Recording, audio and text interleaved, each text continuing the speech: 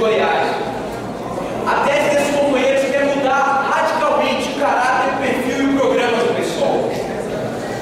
Essa tese se choca com toda a dinâmica que se abriu a partir do processo revolucionário do Norte da África e que impôs uma outra estratégia, uma outra linha em defesa de um projeto reformista dentro do PSOL.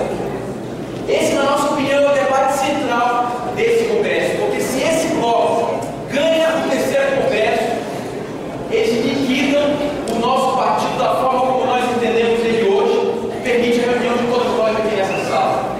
Um exemplo para isso aconteceu nessa semana muito negativo.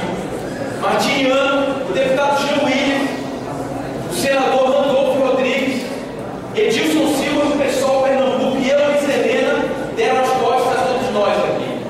Abandonaram o nosso congresso, os debates que a gente vem fazendo e foram se reunir para apoiar novamente Marina Silva, que acabou de sair do PV.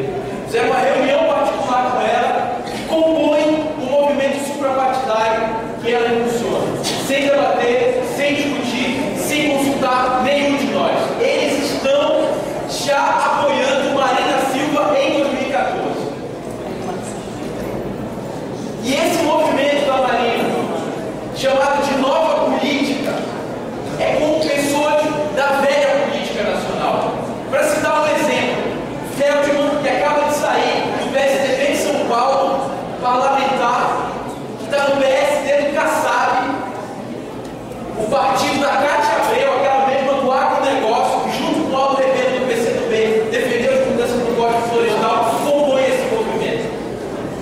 É necessário, e essa é uma tarefa que se impõe às teses desse Congresso, derrotar essa política, derrotar esse bloco, impedir essa aliança, tal qual nós fizemos em 2009, garantindo brilho presidente contra o voto na época capitalista Marina Silva.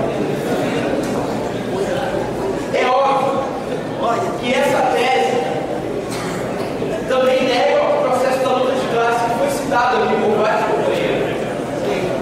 Nega os indignados, nega as revoluções que estão acontecendo, as greves gerais. E a realidade, companheiros, é o oposto do que eles estão apresentando. Foi citado aqui, nós estamos diante da maior crise econômica da história do capitalismo.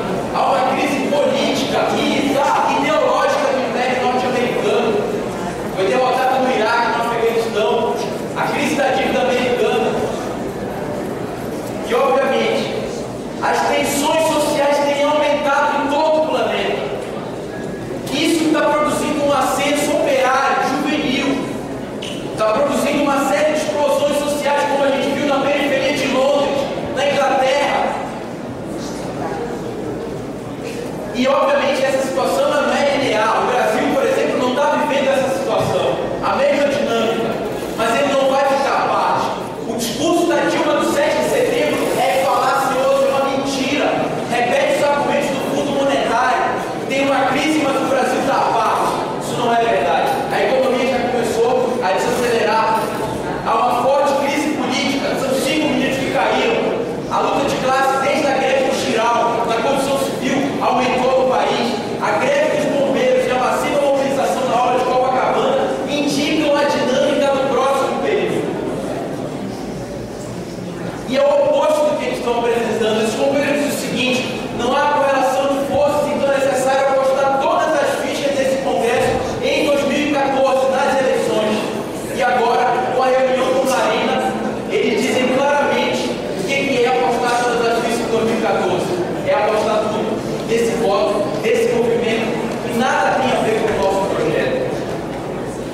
E quando nós falamos que é o oposto, em função de que estão abertas possibilidades muito importantes para os socialistas, para o PSOL, para a esquerda em nível mundial, a dinâmica que está colocada é essa. O caráter das lutas favorece, porque é antiburocrático, a questão dos partidos reformistas e eleitoreiros na Europa, por exemplo, contra sindicalistas pelegos. É isso que a gente está vendo por todo lado. Se a gente, inclusive, pega os indignados que